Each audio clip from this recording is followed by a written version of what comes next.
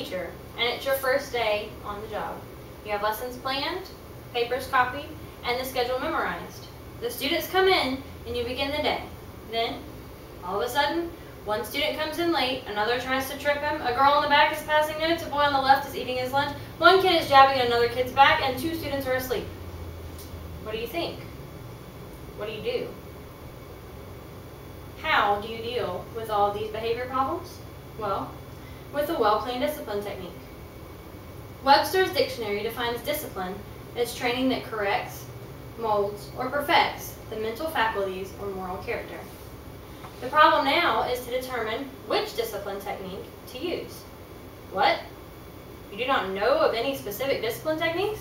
Well, I am going to tell you about 3 strategies commonly used in the education system: assertive discipline, positive discipline, and love and logic. First up is assertive discipline.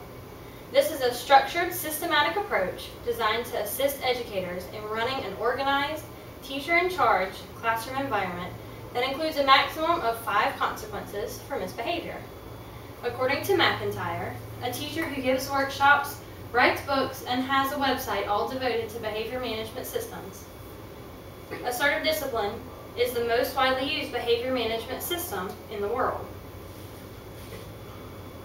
You remember when you were a little kid and your mom told you to clean your room? I know my mom normally gave me about an hour, came back to check on my progress, and my room was dirtier than whenever I first started. In these cases, I ended up grounded. You heard right. I could not go anywhere. I could not watch television. I could not use the phone. And in some cases, I could not even have dessert. This is an excellent example of assertive discipline. If you were to use this type of discipline in the classroom, you would need to post the rules as well as the consequences. This way, every student knows the expectations along with the punishments possible. When used correctly, assertive discipline can positively influence the student's behavior. The next discipline technique is called positive discipline, which utilizes classroom rules that describe the behaviors you want instead of listing things the students cannot do. For example, rather than saying, "Don't run in the hall," the teacher would say, "Walk in the hall." There are many principles associated with this technique. One is the choice principle, where the student chooses between 2 acceptable consequences. For example, since you wrote your name on the desk, you can either sit in this chair next to me without a desk, or you can clean the tops of all of the desks.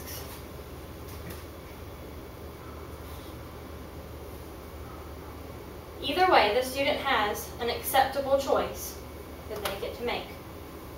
Another principle is the make a big deal principle.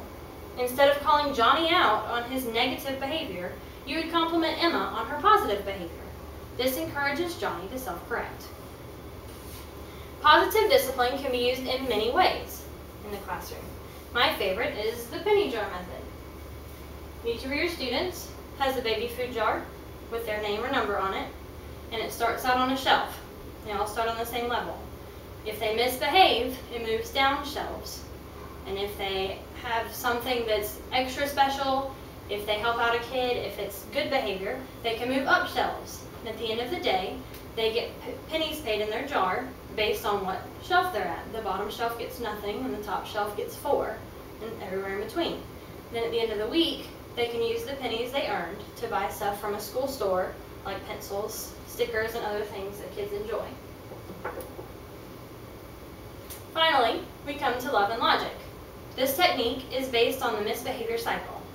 When a child misbehaves, the adult shows anger, causing the child to have a negative self-image, which leads back to misbehaving. So like most cycles, this one has no end. That is where love and logic steps in. Instead of showing anger, the adult shows love by dealing with each situation individually. The students are not even informed of possible consequences of their actions. For example, if someone is calling out rather than raising their hand, the teacher could say, "I will be happy to listen to whatever you have to say once I finish instruction." The teacher is still in charge, but the student is given the ability and the opportunity to be responsible. The idea of love and logic is to foster self-control in our students. The teacher sets the guidelines, and the students are to follow those or endure self-inflicted consequences. In the previous example, the consequence would be for the student to be ignored if they continue calling out. Today, we have looked at 3 discipline strategies: assertive discipline, positive discipline, and love and logic. When considering which of these techniques you should use in your room, you must consider the behavior and how you feel about it, the child and your relationship with the child, and the setting you are in. Overall, which technique works best will ultimately depend on your classroom, your group of students, and your teaching style.